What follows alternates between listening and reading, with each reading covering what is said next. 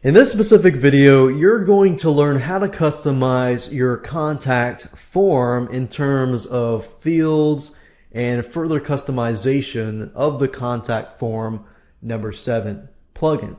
So right now I'm looking at the contact form, the one that we were previously looking at in the previous video, and what I want to do now is simply to show you how to create the form.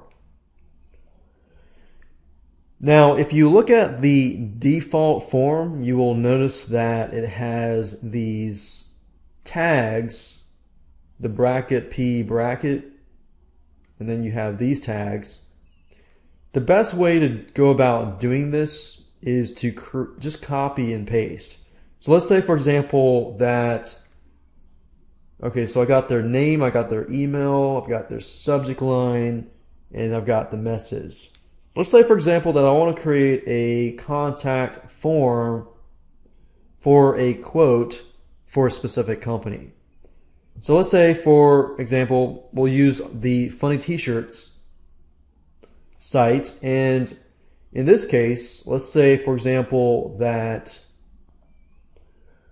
I want to gather, let's say, the name, the email, I don't really care much about the subject line, so I'm going to go ahead and delete that. I'm going to have a standard subject line that says maybe T-shirt inquiry. So every time somebody submits it, I get that, and I can simply reply to that. And I got the message, got the send button here. But let's say that I'm going to put the message here, and I want to put T-shirt size or something. And let's say I'll do a drop down menu. And if you notice here, the cool thing about this is this gives you the ability to, you can check this to be a required field. And if you uncheck it, we don't have to make it required. These are optional. We're not going to focus on these. The choices are basically, it says one choice per line. So let's say, for example, that we have small, medium, and large. Large and extra large. Large. And you got 5 different choices here. And the next thing you need to do, it says copy this code and paste it to the form to the left.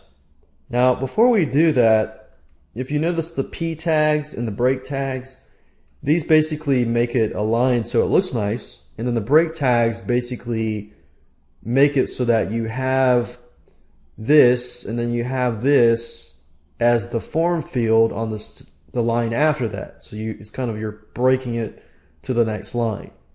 So the easiest way to create new fields is simply to copy what's above. So, for example, here, we're just going to enter and copy it here. And we're going to call this T-shirt size. This right here is the title. So, T-shirt size. And then this right here is simply the code, just like this code here.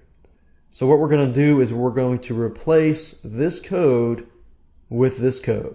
So I'm just going to go ahead and delete this. I'm going to click on this.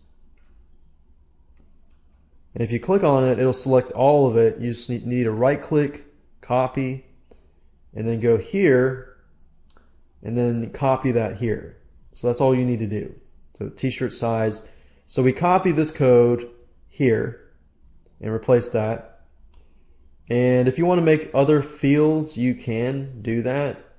You just need to replicate exactly what I did earlier, which is copy this, paste it, replace the text, and then replace the code with this.